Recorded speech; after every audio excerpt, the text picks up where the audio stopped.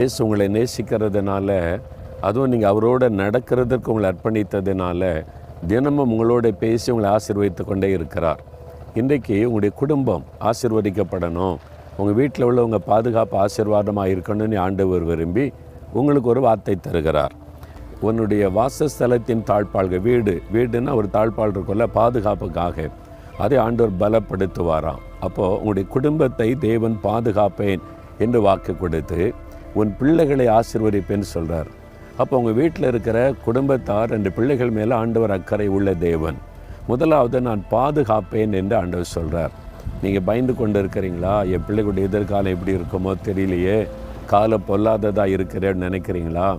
ஆண்டவர் உங்களை பாதுகாத்து பிள்ளைகளை ஆசீர்வதிக்கிறவர். பிள்ளைகளை ஆசீர்வதிக்கவே படுவாங்க. சோர்ந்து போகாதுங்க. ஆண்டவர் உங்களுடைய பிள்ளைகள் மேலே அக்கறை உள்ள ஒரு தேவன். உங்களுடைய பிள்ளைகள் படிக்கிறாங்களா, வேலை செய்கிறாங்களா, என்ன செய்து கொண்டிருந்தாலும் ஆண்டவர் அவளை ஆசீர்வதித்து ஒரு ஆசீர்வாதமான வாழ்க்கையை அமைத்து அவளை மேன்மைப்படுத்துவார். அவங்களுக்கு விரோதமாக எத்தனையோ தீங்குகள் உலகத்தில் காணப்படுகிறது. ஆனால் ஆண்டவர் தாழ்பாள்களை பலப்படுத்துவேன்னா நான் பாதுகாப்பேன், அதை தாண்டி எந்த தீய வல்லமையும் தொட முடியாது என்று சொல்லுகிறார். உங்கள் குடும்பத்தை, உங்களுடைய குடும்பத்தில் உள்ளவர்களை, உங்களுடைய பிள்ளைகளை எந்த தீய வல்லமையும் மந்திர பெல்லிசுனிய கொள்ளை நோய்களும் தொட முடியாது. தேவன் பாதுகாக்கிறார், ஆசீர்வதிக்கிறார். விசுவாசிக்கிறீங்களா? நீங்கள் விசுவாசத்தோடு இந்த வார்த்தையை சொந்தமாக்கி கொண்டு எங்களை பாதுகாக்கிற தேவனுக்கு ஸ்தோத்திரம், என் பிள்ளைகளையெல்லாம் ஆசீர்வதிக்கிற தேவனுக்கு ஸ்தோத்திரம்னு சொல்லி பாருங்கள்.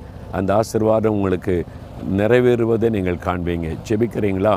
தகப்பனே, இந்த பிள்ளைகளுடைய குடும்பத்தை நீர் நேசிக்கிறீர், பிள்ளைகளை நேசிக்கிறீர், ஸ்தோத்திரம். வேலையடைத்து அவளை பாதுகாத்து பிள்ளைகளையெல்லாம் ஆசீர்வதித்து உயர்த்தி கனப்படுத்தும். இயேசுவின் நாமத்தில் ஜெபிக்கிறோம் பிதாவே, ஆமேன்.